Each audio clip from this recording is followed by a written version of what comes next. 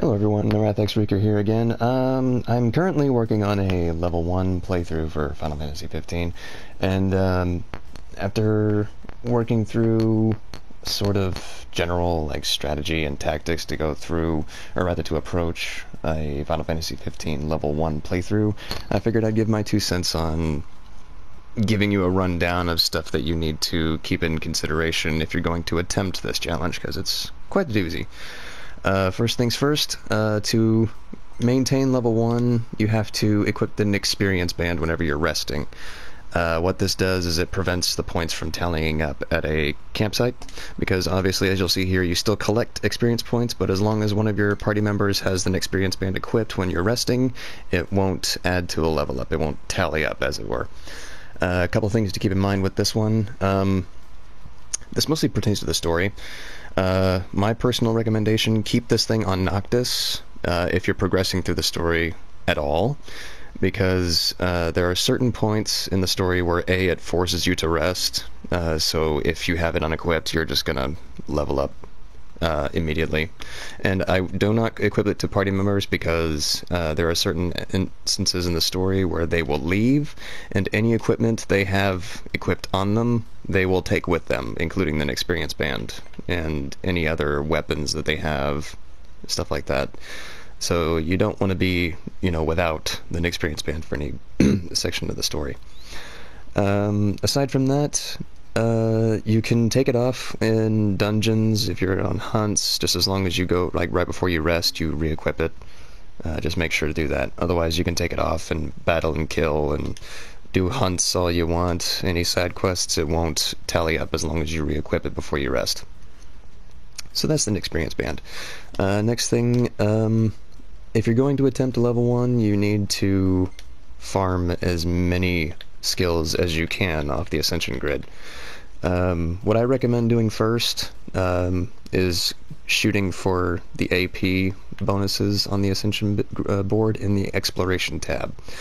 This will just make things easier as you're doing regular things, like, riding on the chocobo, fishing, taking trips in the car. Just like any instances where you can gain extra AP, go ahead and take advantage of it.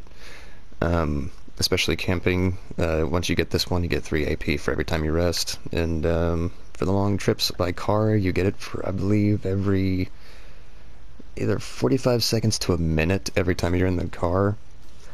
And also get food bonuses while you're at it, but we'll get to that later.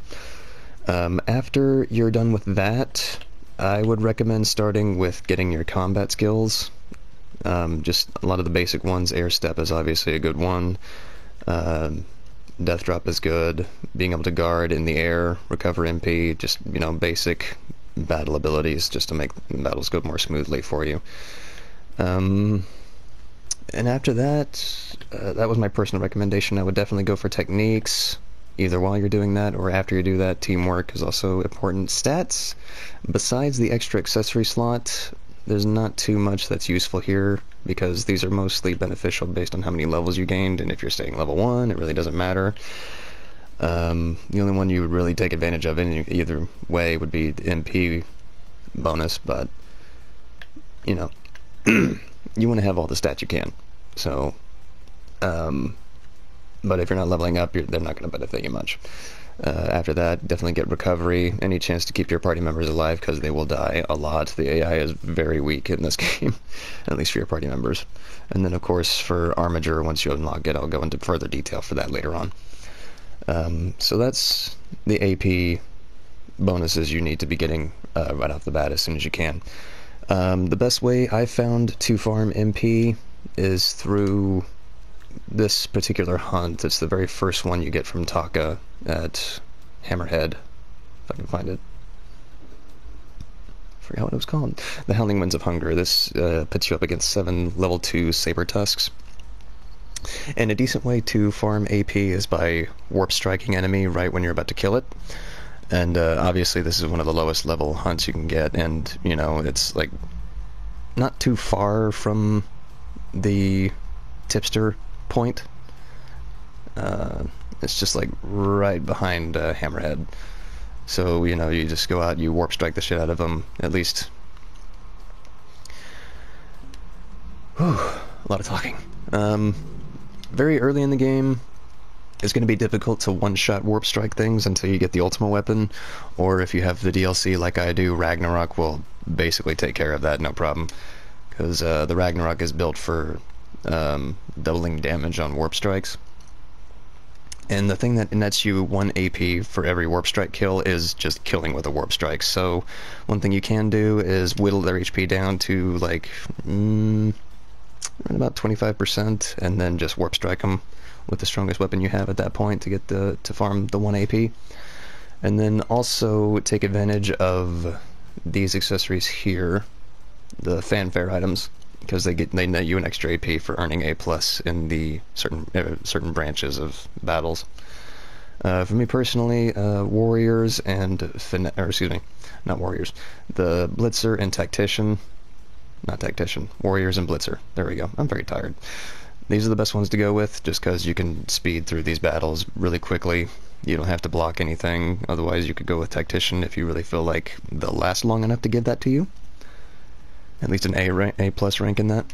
But that's the best way I've found to farm AP early on. The rest of it, through, riding in the car, you'll start gaining decent amounts of AP just playing the game as you would normally. Next thing I recommend, camp as often as you can and take advantage of any food bonuses you possibly can. That also calls back to the aftertaste bonuses that you get. You'll want these bonuses from food to last as long as possible, because it's like any extra HP or attack or defense, you'll want to take advantage of that as much as often. It's just like a regular playthrough. Same goes for outfits. I have the DLC, so Royal Raiment is the best I've found, just because I have the most MP for warp striking, phasing. It's just really useful. Otherwise, I recommend the casual or the trendy outfit with no jacket, just for higher critical hit rate. If neither of those match your playstyle, then go with what works for you. This is just what I personally recommend. Either go with more MP or as much damage as you can.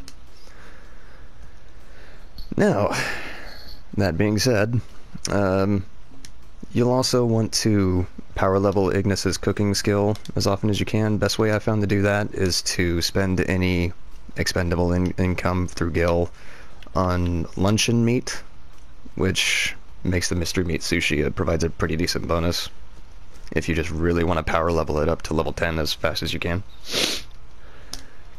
Because the more the dishes you have, the better. Just better options for each situation. And food is very, very helpful through this game. Keep your weapons and accessories updated as often as you can, because obviously the higher the numbers, the better off you'll be. So you'll be spending most of your gil either on items, weapons, or accessories, as you would a normal playthrough, except it's even more strenuous this time, and you'll find out that gil is actually kind of hard to come by after a while. Especially if you're getting these machinery weapons for Prompto, which are basically indispensable. You're going to want to get these to him, because that's the only way he'll be dealing damage after a while. And if you've done Episode Gladio, Genji Blade, that's good for him. I haven't finished Episode Prompto personally, but I'm not sure if they give him anything that's useful for completing that. I'm not sure what his outfit does, to be honest. So yeah, keep those weapons and accessories updated as often as you can. As for which accessories to put on Noct and this crew, I recommend, when not using the experience band, Nyx experience band, to equip anything that will boost your offense. Because being level 1, you will die a lot. So you'll be wanting to dish out as much damage as you can just to make up for that. And on your party members, anything that will keep them alive or dish out as much damage as possible, or party-wide effective accessories like the Friendship Band, which boosts your link striking over great distances. Just because the AI is not very strong for the party members, they will basically be dead for most of your encounters until you build up recovery decently. Then they can stay alive a little bit longer. Aside from that, for combat itself, play as you normally should be playing, just with the higher emphasis on defense. Basically hold square through most of your combat if you're not familiar with a certain enemy type. At least until you're forced to warp point to a recovery place to charge your MP back up, because being level 1, your MP will deplete very quickly, especially if anything is firing bullets at you. For instance, the Magitech Armory, I recommend using the Royal Arms for that because it doesn't expend MP for blocking those. You're just going to have to deal with the fact that your HP is constantly declining. So it's pick your poison in that situation, or just avoid Magitech Troopers altogether. Because they're a doozy on level 1. They're probably the most annoying to deal with. There's a lot of them and they shoot bullets. So we're chewing through your MP super quick. What else is there? Even though the party member AI is really, really pretty bad, they can't stay alive for very long on their own. You need to take advantage of techniques as much as you possibly can. Mainly because techniques provide invulnerability, and a lot of them, like Prompto's Piercer, decrease enemies' defense. And then Overwhelm for Ignis is a really strong attack, and Tempest you'll be using a lot for Gladio, either Tempest or Royal Guard, but I haven't gotten that one. So for the invulnerability, or the damage, or the status ailments that they do, techniques you're going to be using all the time to either power through an unblockable or any damage that's going to, or attack that's going to do a lot of damage. Just, keep that in mind. Try not to waste any Phoenix Downs by, powering through with a technique that utilizes everyone. Royal Guard is a good example, and Overwhelm uses everyone, so they all remain safe during the attack. Because Phoenix Downs are super expensive and harder to come by as the game progresses. Or easier to come by as the game progresses. But Gil is not as free as it used to be, at least until you get the ring, and you can farm off of certain higher level quests, hunt quests. And then last thing to go over is that there are certain enemies in the game that require very high amounts of damage to be dealt at certain HP gates to either avoid a mechanic or to kill them before they can revive HP. The one that comes to mind is the Naga enemy that appears at the bottom floor of Crestholm Channels. Excuse me. There's a certain part of its HP where it starts to do this little dance-looking thing, and then it will revive most of its HP. And when you're at level 1, that's a lot of time wasted. So the best way I can recommend avoiding this is, first off, starting with Prompto's Piercer.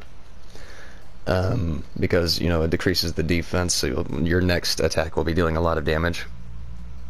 And then either follow up with Overwhelm, because after Piercer, Overwhelm does a ton of damage. Or follow it up with Armiger. And Armiger itself, it's a really good panic tool to utilize if you're either about to get hit by something you don't have the tech bar to avoid, or just a decent way to pile on damage to either reduce the trash in the area, or just power through all the danger that's littered around you. It's a very useful tool, so definitely if you have the ability to discover more tombs and more weapons, take advantage of that, because the more you find, the better for you. So overall, level 1 isn't that bad. It's really not that different from a regular playthrough. It's just you have to be a lot more patient in a lot of situations, and you have to take advantage of every single damaging opportunity you can, because this game, if you give it an inch, it will take a mile. Aside from that, if you have any questions, comments, criticisms, concerns, let me know in the comment section below, and I'll see you guys in the next video. Take care.